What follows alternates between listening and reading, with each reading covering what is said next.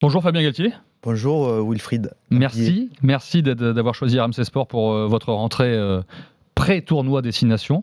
On est Avec très plaisir. heureux de vous accueillir et de vous avoir un moment pour discuter rugby, pour discuter du 15 de France. Avec grand plaisir.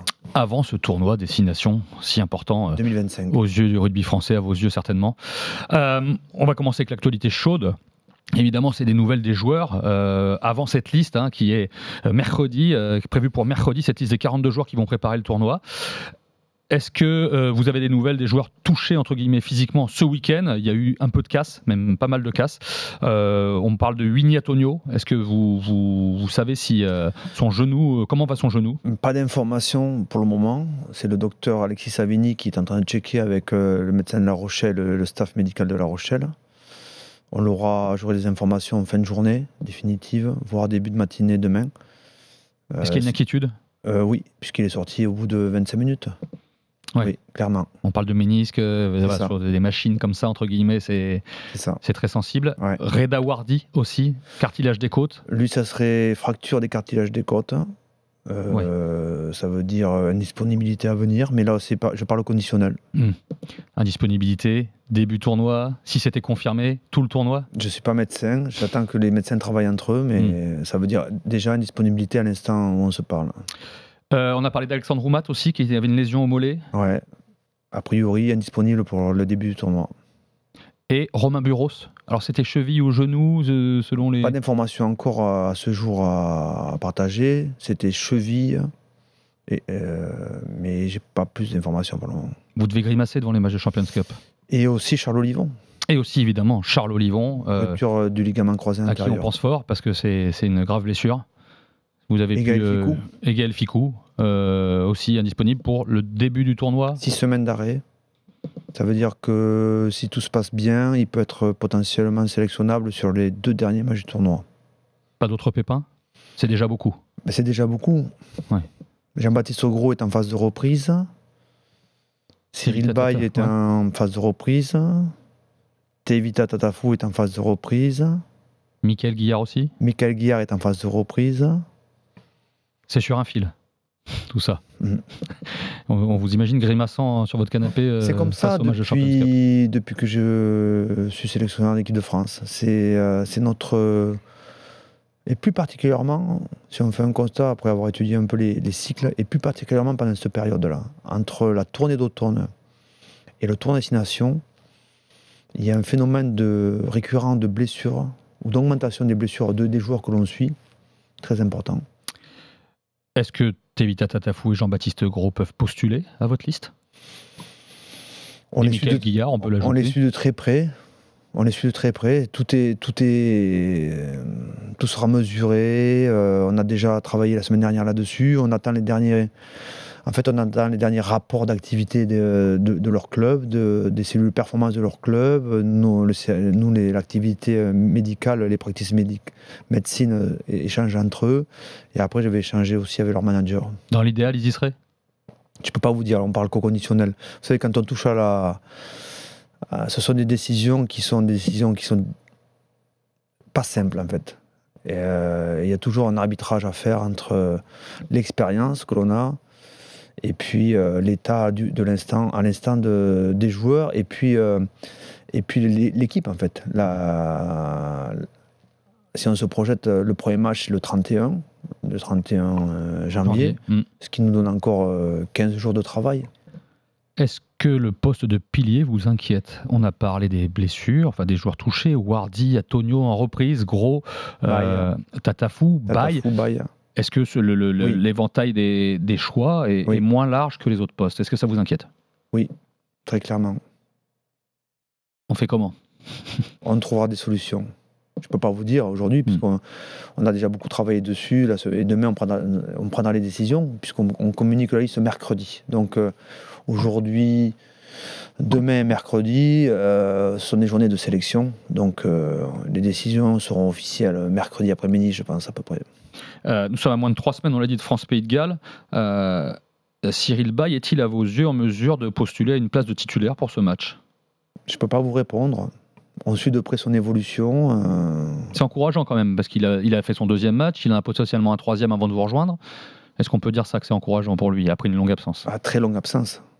Très très longue absence. Donc là aussi, c'est pas binaire en fait. Les décisions qu'on va avoir à prendre concernant ces joueurs-là, Cyril par exemple, c'est pas un choix.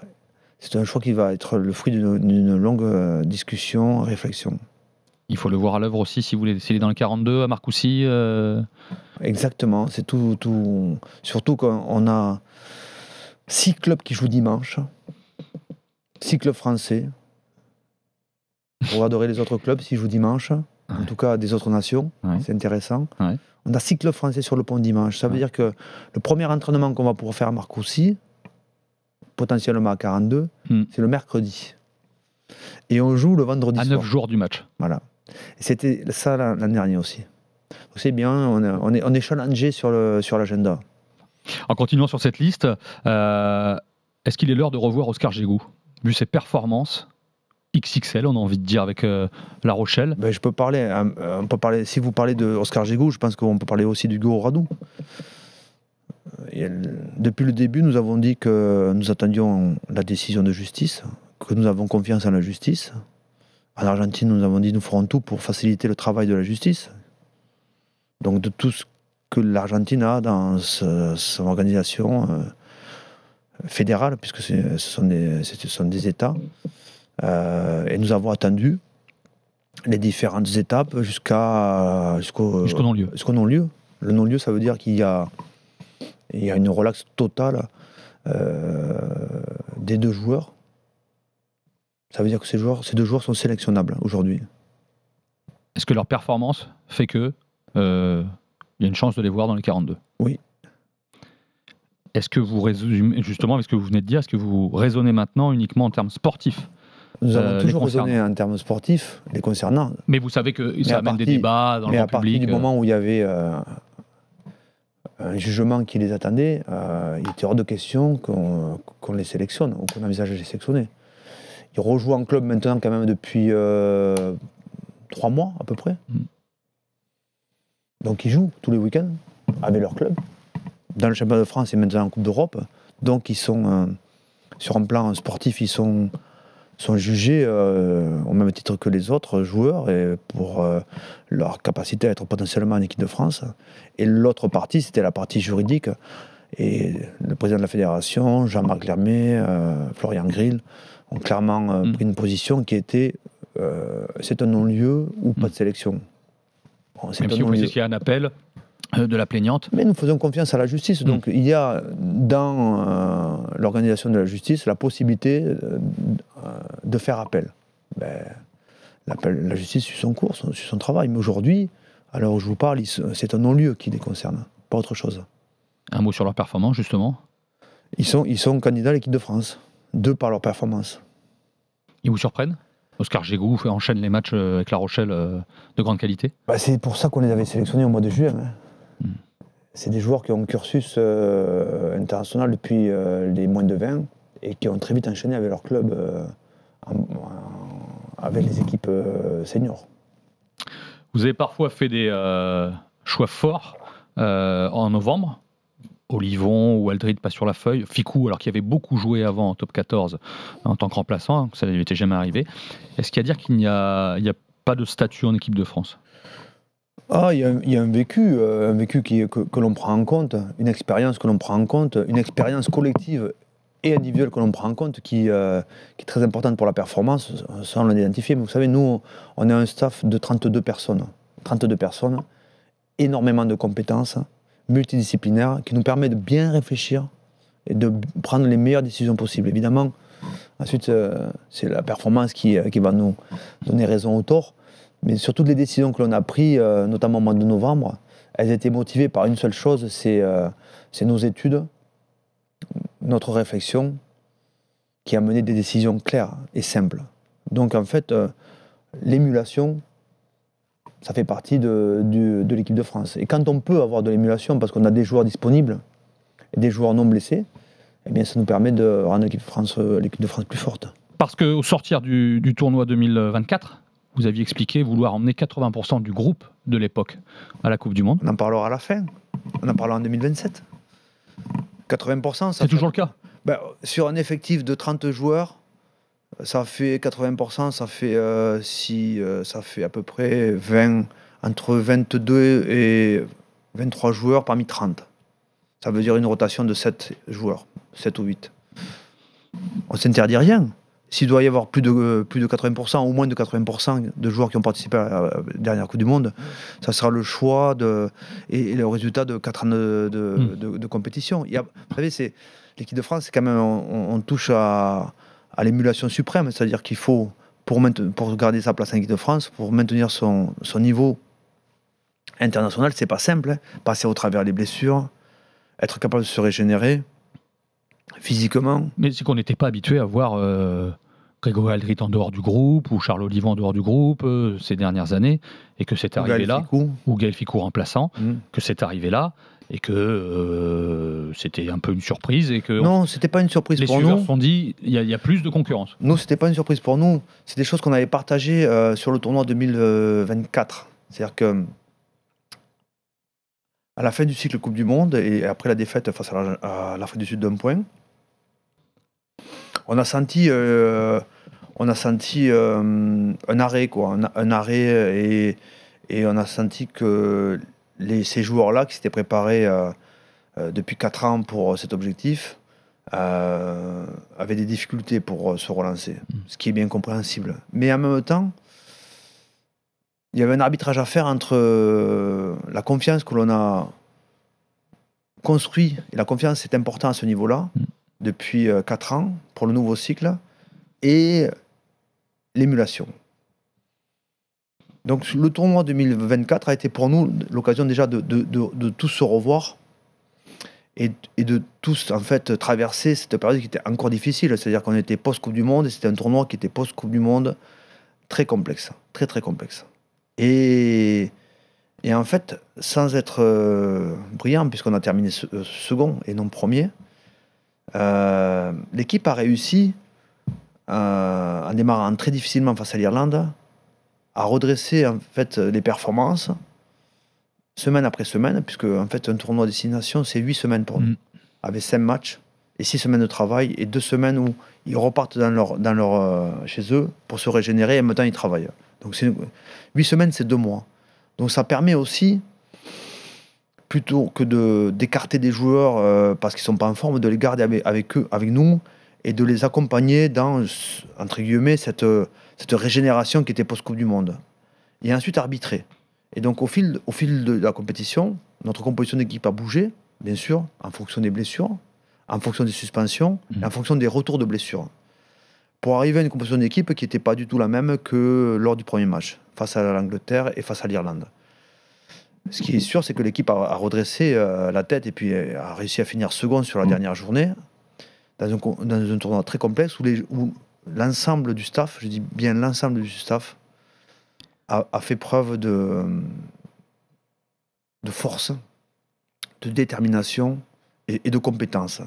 Et l'ensemble des joueurs derrière, parce que tout démarre par le staff, et ensuite c'est les joueurs qui reproduisent et qui jouent. L'ensemble des joueurs derrière, je dis l'ensemble, le groupe des joueurs a su faire preuve de force, de consistance pour performer dans une période très difficile. Avec des néo-capés aussi. Avec des rotations. Ouais. Avec des rotations. Et finalement, avec une année 2024 très complexe, parce que la tournée, on n'a pas été épargné aussi par des mauvaises surprises, hein, pas sportives malheureusement, mais extra-sportives, et ça fait partie d'un groupe. Et finalement, notre équipe, elle termine cette période-là avec la tournée de novembre, avec quasiment une défaite face à l'Irlande, une défaite en Argentine dans un contexte très particulier, donc 2 défaites dans des contextes très particuliers, et le reste ce sont des victoires, des matchs nuls. Et elle performe sur le plan mondial, c'est la 2e équipe en termes de victoires. Alors bien sûr, vous êtes très exigeants avec nous, et on est d'accord, hein, nos supporters ont envie de vibrer avec l'équipe de France, mais ce sont des chiffres. Hein. Et elle a servi cette année, ce que vous voulez dire aussi. Il n'y a pas une année qui ne sert pas, parce que ça nous a permis aussi de nous diriger, entre guillemets, on n'oubliera pas, et surtout il ne faut pas oublier l'année 2023, et notamment cette Coupe du Monde, il faut vraiment s'en servir. Mais il faut se diriger maintenant avec un focus sur 2027 et la Coupe du Monde en Australie. sans négliger, parce que tous les matchs pour nous sont importants. Je vous le répète, vous connaissez notre taux de victoire depuis 2020. 80%. 80% de victoire. Ouais. On va en parler de votre ambition. Mais... Oui, mais ça veut dire qu'on joue tous les matchs pour les gagner, parce que dans les défaites, je crois qu'il y a 11 défaites, c'est ça. Il y en a 4 sur 55 matchs au-delà d'une marque. C'est-à-dire que de plus d'un essai, ce que vous voulez dire. Non, de plus d'une marque simplement. Une marque, c'est 2 points. 2 points, oui. Il y en a 4 au-delà d'une marque. Ça veut dire que dans les 7 défaites qu'on a connues aujourd'hui, il y en a seulement... Parmi les 11 défaites, il y en a 7 qu'on peut encore aller chercher dans les dernières actions. Et ça, c'est notre ambition. On va en parler justement de l'ambition. Juste pour finir sur la liste, est-ce que les prestations de Thomas Ramos, titulaire en 10 lors de la série actuelle de 5 victoires consécutives, vous placent devant un dilemme? Pas du tout. J'ai senti chez vous, une grande... Chez qui, vous? Les suiveurs? Les suiveurs, on va dire. La partie un peu commentaire, suiveur, expert, prédicateur. Prédicateur. Oui, tout ce monde qui fait que... Voyant, tout ce monde qui suit l'équipe de France. Et c'est super parce qu'en fait, nous, on est très heureux d'être très suivis, en fait. Quand on voit les audiences que l'on fait avec TF1 sur la tournée de novembre, on est le 10e sport en nombre de pratiquants, mais on est aujourd'hui le sport le plus populaire. Ouais. Parfois. Enfin, je sais pas prétentieux, c'est les chiffres qui le montrent. Ça veut dire que l'équipe de France intéresse. Et nous sommes... Le sport, c'est du divertissement. Donc les gens aiment nous regarder. Qu'est-ce que vous avez senti? J'ai senti par rapport à ce sujet-là, au départ, une polémique. Carrément une polémique. Bon, on est habitué aussi. Je veux dire, je suis habitué depuis maintenant... Il y a des questions qui se posent. Oui, les questions, elles sont intéressantes. Mais on sent qu'on a envie de polémiquer, et ça fait partie du jeu. Ça fait du buzz, comme on pas dit. Toujours. Non, parce que Thomas Ramos est un 15, il est placé en 10, il est excellent à la fin du tournoi ou en novembre, et ça vous a fait un grand plaisir. Même on se rappelle à la conférence de presse, vous avez dit qui c'est le meilleur joueur c'est pas moi qui l'ai dit. Non, mais vous avez posé la question. Non, je savais même pas. Un peu de manière ironique. Ah non, je savais pas que c'était à chaud. Non, mais il a été excellent. C'était à chaud, moi. Mais c'est vrai que c'est un ouvreur, et il y a d'autres questions qui vont arriver avec lui. Moi, mais en fait, nous, si vous voulez, nous, on a toujours un problème. Oui. Il faut qu'on trouve une solution. Et pour trouver la solution, il faut résoudre le problème. Ça, c'est mathématique. Et en fait, on a ça en permanence. Bien sûr. Que ce soit pour la composition d'équipe, la préparation, la gestion des blessés, la gestion de l'agenda, la gestion du calendrier, les choix stratégiques par rapport à l'adversaire, les choix tactiques par rapport à l'adversaire. Donc, c'est en permanence ça. Donc, ça fait partie de notre quotidien. Mais quand on prend une décision comme ça... C'est réfléchi.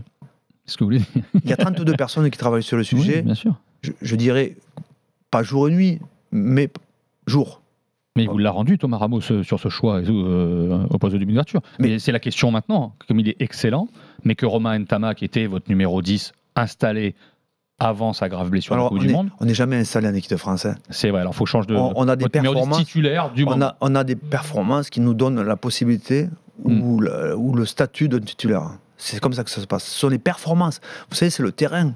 Bien la sûr. Performance qui fait... Vous savez, nous, on cherche à avoir la meilleure équipe de France possible. On ne va pas chercher à faire jouer les copains, ou bien, bien sûr. Les plus beaux, ou bien les... Vous voyez ce que je veux dire? Ou bien les moustachus. Il n'y a pas de problème. Sinon, vous joueriez, Fabien. Est-ce que c'est justement, ça vous fait réfléchir ces performances? Alors, je vais la poser différemment, parce que les performances de Thomas Ramos vous font réfléchir pour le maintien à ce poste de... Elles nous ont donné déjà des options dans des moments difficiles. Donc, fin du tournoi 2024 et puis la tournée. Et elles nous donnent des options, bien sûr. Mais vous aurez les réponses là. À l'entraînement à Marcoussis, peut-être. Mais oui, parce que vous savez qu'on ne cache rien. Est-ce que vous entendez quand Thomas Ramos dit sa préférence pour le poste derrière, même si on se donne à l'équipe de France, on est à disposition de l'équipe de France, c'est le suprême? On attend tout. Et c'est important que les joueurs puissent s'exprimer. Vous avez dû en discuter avec lui, peut-être? Bien sûr. Pas peut-être, sûrement. On les observe, on échange, on discute, on collabore et on prend une décision. Et ça s'appelle la résolution d'un problème. Est-ce que votre réflexion, évidemment, c'est une question, mais je connais la réponse, va de pair avec le poste d'arrière? De vos options, on va parler du jeu derrière. On peut parler de Romain Buros, qui vous amène des choses sous les ballons hauts. Est-ce que votre réflexion... Romain Buros, qui malheureusement n'a fait que 60 minutes avec nous face au All Black, et qui était très bon. Mais depuis, il s'est blessé. Malheureusement, sa blessure a pris plus de temps que prévu, et là il s'est reblessé ce week-end. Donc, ça va peut-être vous faciliter les choix. Non. Ça facilite. Non, ce qui nous facilite, c'est l'émulation, c'est pas les absences. Ça, c'est très important. Plus on a de bons joueurs disponibles, moins il y a de blessés, plus il est facile de composer l'équipe de France qui gagne. Quid de Mathieu Jalibert dans ce groupe? C'est pas d'histoire de polémique, c'est qu'il avait fait un choix. Vous avez eu une discussion, tous les deux, vous nous l'avez dit en conférence de presse. Mais oui, mais on parle. Difficile pour lui. On a un style de travail, on travaille en open space. Marc, il y a un grand bureau, il y a une grande salle où tout le monde vient prendre des informations. On travaille une partie de notre rugby dans cet espace-là. La restauration, c'est des tables mélangées. Il n'y a pas de table staff et de table joueur. Donc on dîne, on déjeune, on petit déjeune avec les joueurs. Donc on a beaucoup de temps pour échanger. Et il est nécessaire parce que comme on se voit peu, il faut que notre équipe soit vraiment très mélangée et puisse échanger. Donc avec Mathieu, nous avons échangé pendant la tournée. Nous avons pris cette décision. Vous avez pris ensemble? En accord avec lui. Vous l'avez pris tous les deux? En accord avec lui. Qu'il retourne, on rappelle qu'il était reparti à Bordeaux la deuxième semaine. Et c'était très bien pour lui, et c'était très bien pour nous. Nous, on a besoin de joueurs déterminés, habités par une seule chose, c'est être convaincu d'être à sa place. Quand un joueur est convaincu d'être à sa place, qu'il soit titulaire, qu'il soit finisseur, qu'il soit dans le groupe ou parmi les 42, eh bien, c'est un joueur qui va apporter à l'équipe de France. Et nous, on a besoin de joueurs qui apportent à l'équipe de France. Et je peux comprendre que des joueurs soient, par moment, un manque d'énergie, qui se pose des questions. Et c'était le cas de Mathieu. Donc après avoir travaillé une fois de plus avec notre staff, et ça c'est important, on a pu verbaliser et identifier le besoin pour Mathieu de quitter le groupe pour aller se régénérer à Bordeaux. Et c'est très, très bien pour lui comme pour nous. Ce qui fait partie de notre exposition, hein, le petit bémol, c'est que ça a généré un peu de polémique. Nous, ça ne nous pose pas de problème. Et j'espère qu'à Mathieu, ça ne lui a pas posé de problème, parce qu'il a fallu qu'il traverse ça aussi de manière individuelle. Nous, on le traverse de manière collective. Le joueur, lui, quand il se détache comme ça, il va être soumis à une forme de pression et qu'il va falloir qu'il gère individuellement. Et je trouve qu'il a très bien fait. Il a très bien géré. Il peut revenir maintenant? Ah bien, si on va appeler une liste de 42 joueurs mercredi, à partir de mardi après-midi, on va lui poser la question, est-ce que tu veux venir ou pas? Et s'il veut venir, il vient? Oui. Il y a plusieurs questions qu'on pose aux joueurs. Concernant la charte, il y a 3 questions qui sont des règles non négociables. Vous les connaissez. Il faut qu'ils répondent oui. Ils peuvent répondre non. Dans ce cas, ils ne viennent pas. Et puis, en conclusion, la sélection. Est-ce que tu veux venir ou pas?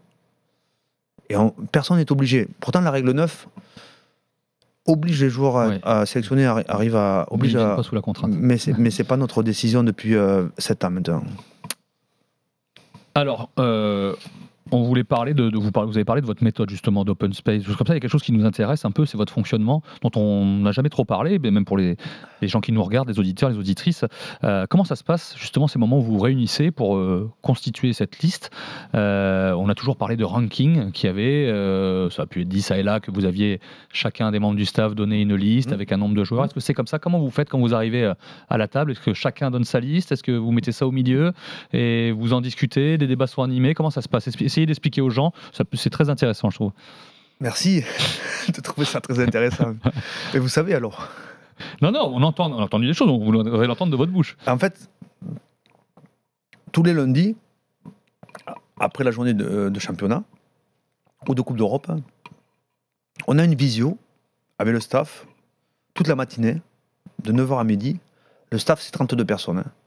Donc dans le staff, vous avez les coachs rugby, vous avez la partie performance, vous avez la partie médicale et vous avez l'analyse et le rugby. Donc tous les lundis, les coachs rugby envoient la veille ou le lundi matin leur sélection de 42, leur 28, leur 23, leur 15. À 9h, c'est souvent 9h, Nicolas Buffat, qui est le patron d'analyse, nous connecte et affiche les compositions d'équipe. Donc, on découvre les compositions d'équipe. Et chaque coach va raconter son équipe. Il raconte son équipe. Il raconte ses 15, il raconte ses 8, il raconte ses 28, il raconte ses 42. En général, l'équilibre, c'est 23 avant, 19, 3 quarts. C'est souvent comme ça dans vos listes, des 42. Donc dans les 23 avant, on retrouve 9 premières lignes. On retrouve 6 secondes lignes. Et le reste, ce sont les troisièmes lignes. Pour les 19 3 quarts, c'est souvent 3 charnières. Et après, c'est un arbitrage à peu près équilibré entre les centres, les ailiers et l'arrière. Sachant qu'on a des arrières qui jouent 10. Oui. Sachant qu'on a des 9 qui jouent 10. Sachant qu'on a des ailiers qui jouent centre. Et on a des centres qui jouent ailiers. Et après, c'est un vote, finalement. Ensuite, chacun raconte son histoire. Et puis, à la fin, moi, je synthétise les 15, les 23, les 28 et les 42. Et il y a des débats animés, des fois ? Toujours. On accepte, et surtout, je souhaite la critique. Je souhaite le débat. Je souhaite vraiment le challenge. Et vous tranchez ? Non, je pose une équipe. Ouais. Ensuite, quand j'ai posé l'équipe, je demande à chacun d'entre nous de commenter ma sélection. Et parfois, comme l'échéance, elle est... Là, pour nous, l'échéance, elle sera... D'abord, la première échéance, c'est demain, mercredi, quand on va la publier. Et puis ensuite, la dernière échéance, c'est mercredi, quand on arrête la compo d'équipe, après le dernier entraînement, qui est à la mi-journée. Donc, on a des étapes. Mais le fait de tous les week-ends. Alors là, on est parti sur un ranking à 60, 4 équipes. Donc ça veut dire qu'il y a 60 joueurs qu'on a déjà appelés pour leur dire on vous suit. Ouais. Et on leur a posé les 3 questions. Et on leur a posé, est-ce que pendant la période du tournoi, même si tu n'es pas sélectionné au début, si on t'appelle, est-ce que tu reviens ? Est-ce que tu viens ? Est-ce que tu repars ? Est-ce que tu reviens ? Donc nous, on veut qu'ils soient en accord avec la méthode. Il ne faut pas la subir. Maintenant, ils la connaissent, c'est le 6e tournoi. Donc on a besoin d'entendre oui. C'est la période des vacances aussi. Il y a 2 semaines de vacances. Oui, en top 14, certains ont besoin de repos et peuvent partir en voyage. Est-ce que pendant les vacances, tu ne seras pas trop loin ? C'est-à-dire que si tu pars trop loin, on ne pourra pas t'appeler. Mais si tu pars à 1 heure de vol de Paris, à 2 heures de vol de Paris, à 2h30 de vol de Paris, c'est encore jouable. Donc oui, c'est important. Non, oui, non. Oui, je dis ça parce qu'au début, on a été surpris parce qu'il y avait des gars qui étaient intouchables. Maintenant, on leur propose... Vous savez, la vision qu'on leur propose, c'est 2027. Donc, c'est bien, même si tu es encore un peu éloigné dans le ranking, quand tu es professionnel de rugby et que tu as une ambition, c'est d'être le meilleur joueur possible, c'est bien de potentiellement être dans le ranking de l'équipe de France. Donc ça, ils l'ont compris. Donc voilà les questions qu'on pose. Et donc, une fois qu'on a fait le ranking, on appelle tous les joueurs.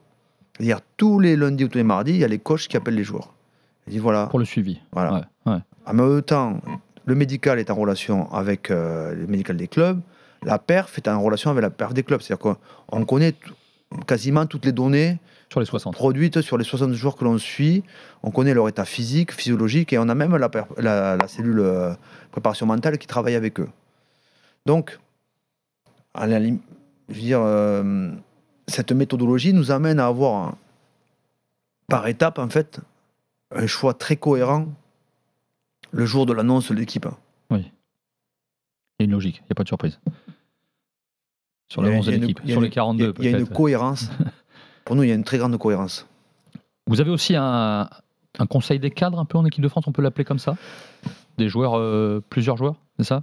Il y a toujours, je pense, on va dire 6, parmi les 42, 6 joueurs, parfois 8, que je consulte régulièrement sur des questions... basiques qui sont la journée, l'agenda, le contenu stratégique, le contenu tactique, l'état physique, l'état psychologique. Il y a des questions basiques sur lesquelles je check quasiment tous les jours avec eux. C'est important ce retour. Vous avez été joueur. C'est aussi... Oui. Dans ces joueurs, il y a des cadres évidemment sans surprise, des Antoine Dupont. En fait, vous pouvez nous en citer ? Non, je ne vais pas citer, mais vous avez les capitaines. Tous les joueurs qui ont été capitaines, plus ou moins. Parfois, ils sont blessés, absents. Aldrit, Olivon. Et puis, vous avez des joueurs aussi qui représentent, qui ont été capitaines ou des joueurs titulaires qui sont dans les 42, mais pas dans les 28. C'est pas pour ça qu'ils ne participent pas à la décision collective, sur ces questions basiques. Des joueurs qui sont finisseurs, des joueurs qui sont des joueurs supplémentaires. N'oubliez pas que Greg Aldrit était 28 face à l'Argentine. Oui, il était réserviste. Ça fait 2 matchs, il était assis en tribune. Oui. N'oubliez pas que Charles Olivon a été relâché sur le premier match face au Japon, il est reparti en club jouer. Oui. Il était titulaire après. Gaël Fickou était finisseur sur le premier test match. Il y a une cohérence, pour nous il y a une cohérence parce que ça nous permet aussi, même des compétitions de 4 semaines comme la tournée de novembre, de repréparer les joueurs ou de les régénérer ou de faire passer des messages. En tout cas, c'est la possibilité d'être en contact avec eux pendant 8 semaines. Franchement, pendant les compétitions, hors compétition internationale, on n'intervient pas auprès des managers, on n'intervient jamais auprès de la perf. On suit, on va dans les clubs, on est très présent dans les clubs. On a une relation, je crois, avec les clubs qui est très, très intime, je dirais. Vous êtes souvent dans les clubs, on Là, le voit. on était à Toulon le week-end dernier, la semaine dernière. On a travaillé avec le staff de Pierre Mignoni. Là aussi, il y a une méthodologie qui est très intéressante dans les clubs. Je peux en parler. On vient passer, par exemple, on a passé une semaine à Toulon. On avait fait ça avec le club de Pau avant la tournée de novembre. Donc, en gros, la semaine, elle se passe comme ça. On arrive, on travaille, on fait un long débrief sur la compétition qui est passée. Long débrief avec tous les practices, dont rugby. Puis après, on travaille sur la méthodologie de notre nouvel entraînement. Donc, on se prépare à s'entraîner à entraîner. Le club, c'est-à-dire Pau et Toulon, nous donne à disposition, avec l'équipe Espoir, 42 joueurs où on va tester les modules d'entraînement.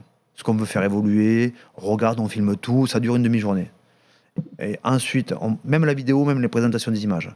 Ensuite, on a une demi-journée avec le staff de Toulon, le staff de Pau, où on présente nos études. C'est-à-dire que si on jouait Toulon, ou si on jouait Pau avec le staff, voilà comment on jouerait. Donc là, on travaille, on se challenge, on travaille avec Toulon et Pau, on leur donne toutes les données qu'on a étudiées et la stratégie qu'on appliquerait. Et ensuite, on va observer. Le 5e temps, c'est l'observation d'entraînement à Toulon et l'échange avec les coachs. Et pareil pour le médical, pareil pour l'analyse et pareil pour la performance. C'est passionnant, mais le temps file. Vous m'avez dit que vous vous intéressez à la méthode. Ah, bien sûr. Mais il y avait d'autres questions aussi. Bien sûr, c'est passionnant de toute façon. On parlait de ces 80% de victoires, mais on l'a déjà dit en sortie du dernier tournoi, vous avez eu qu'un seul titre. Vous disiez, à l'époque, il en manque. Est-ce que vous dites que vous devez de remporter les tournois qui arrivent? Vous ne jouez pas pour les perdre, je sais, vous allez me dire. Mais c'est un tournoi à 2 déplacements. L'Irlande reçoit 2 fois, l'Angleterre et vous. Est-ce que... voilà. On n'a aucune province qui joue le dimanche, le week-end, depuis 3 ans. C'est vraiment... Mais est-ce que vous devez de remporter ce tournoi? Vous ne le direz pas dans ces termes? Ah non, je ne peux pas employer ce mot-là. C'est une injonction. Mais il en manque, vous nous avez dit l'année dernière.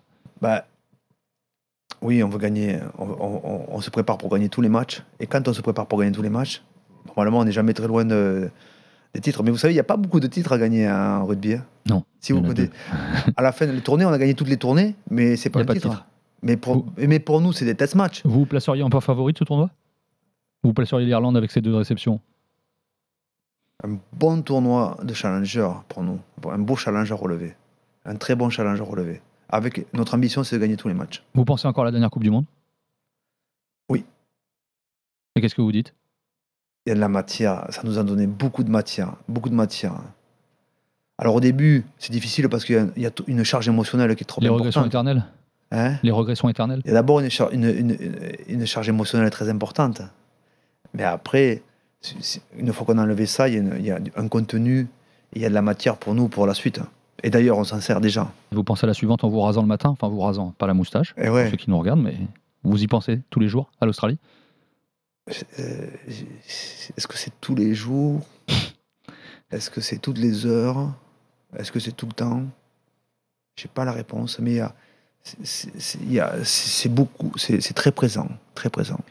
Très très présent. J'avais beaucoup d'autres questions sur le jeu qu'on n'a pas pu aborder, mais je voulais parler de vous aussi, Fabien Galtier. C'est un poste très exposé. Vous lisez, vous écoutez tout ce qui se dit sur vous. C'est particulier, on ne fend pas l'armure quand on est sélectionneur. Moi, je me sens... Déjà, je travaille vraiment avec mon staff, donc jamais, je me suis jamais senti isolé. Oui. Toutes les réponses qu'au final on a prises sur des décisions, toutes les décisions, préparation, agenda, stratégique, elles sont passées de décisions très complexes à décisions simples, en fait, grâce au travail du staff autour de moi, donc jamais isolé. Ensuite, ce qui se dit, oui, ça c'est une partie du métier, c'est rien par rapport au travail. C'est la partie, on va dire, vitrine, écho, médiatique, lumière. J'ai une partie comment dire, communication. Je suis accompagné et je travaille main dans la main avec les services communication et aussi avec Jean-Marc Hermé aujourd'hui, qui est le patron du sportif élu à la fédération. Et en fait, j'essaye, je dis bien, je fais pas tout bien. Bien sûr, j'entends souvent vos remarques, vos critiques. J'essaie de m'améliorer. Sur la communication ? Oui, toujours. Non, mais il y a des conférences de presse où on parle de jeu, plein de choses, et il y a des conférences de presse où vous êtes plus fermé. Des fois, vous êtes un peu insaisissable. Ouais. C'est peut-être parce que vous entendez certaines choses et vous avez peut-être pas. On a envie et pas envie, comme tout le monde, des fois, de donner ou pas donner. Mais vous voulez me saisir, mais pourquoi vous voulez me saisir ? Essayez de me comprendre déjà. Mais on essaye. Et alors ça va pas ? En tout cas, je travaille beaucoup. Je peux vous dire que je suis très laborieux sur la chose. J'essaie de parler toujours. Quand je réponds à vos questions, je pense bien sûr à qui ? À nos clubs, à nos licenciés, à nos passionnés, à nos supporters. C'est eux qui je vous écoutent. parle aux joueurs. Je parle bien sûr à Wilfried, mais je sais l'écho derrière qui est très important. J'essaie d'être le plus clair possible, de porter en fait notre vision. J'essaie de rassembler, j'essaie de fédérer autour de ce projet. Et je prépare toujours de manière besogneuse ces interviews, parce que je sais que nos supporters ont envie d'entendre, nos joueurs aussi. Les joueurs nous écoutent. Je sais que quand je parle, les joueurs d'équipe de France vont écouter. Les familles, les parents, des joueurs, des supporters, tous les licenciés, tous les bénévoles dans les clubs. Donc c'est un poste qui, en fait, c'est une mission qui, je prends ça comme une mission, ça dépasse totalement je veux dire moi je le désincarne, c'est désincarné, c'est vraiment, je suis au service du projet et donc bien sûr que j'essaye de, alors lire tout c'est impossible. Suivre tout, écouter tout, c'est impossible, mais j'ai des services qui me font des retours, et que ce soit critique positive ou critique négative, je dois l'entendre et je dois le comprendre. Ensuite, je vous assure, c'est pas vous qui faites la composition d'équipe. Hein. Vous pouvez pousser, vous pouvez faire du lobbying. C'est très bien. Moi, j'adore quand vous parlez. Pensez un instant. Hein, mince. Non, mais j'entends aussi les prédicateurs, les supporters. Vous le savez, vous avez une expérience qui fait que vous le savez tout ça. J'entends les consultants très érudits qui parlent. Et j'ai joué avec eux pour la plupart. Je les connais. Je sais comment ils jouent. Je sais comment ils se comportent. C'est la règle du jeu. Et je vais surtout pas m'emporter contre des commentaires positifs ou négatifs. Non, et surtout, il y a une chose que je peux vous confier aussi, c'est que pour prendre des bonnes décisions, et en fait mon job c'est de prendre les meilleures décisions possibles, il faut avoir une charge cognitive la plus faible possible. Ça veut dire, il faut que je laisse... D'être froid. Il faut que je laisse toutes ces émotions liées aux commentaires dans le vestiaire. Quand je rentre sur le terrain de la décision, il faut avoir tout déposé au vestiaire. Et c'est ce que je m'attache à faire ça. Et ben on continuera à vous envoyer quand même nos réflexions. Vos compositions d'équipe. Merci d'être venu nous voir. Merci c'était un plaisir. Vous avez été... On avait plein d'autres questions en plus sur comment vous vivez les matchs. On le fera, on se verra à Marcoussis et voilà, comment vous vivez les matchs. C'était quand même... Des questions techniques, les ballons hauts, des choses comme ça. On a plein de choses, mais on en parlera à Marcoussis. Juste le ballon haut, vous voulez que je vous dise... On agrandit le terrain, on met le terrain en fait sur une troisième dimension. Donc on agrandit l'espace de jeu et on va générer du chaos avec ça donne des ballons libres en fait. Donc le rugby va devenir encore plus attractif. Rendez-vous pour le tournoi destination, pour le chaos. On y sera. Merci Fabien Galtier. Merci Wilfried.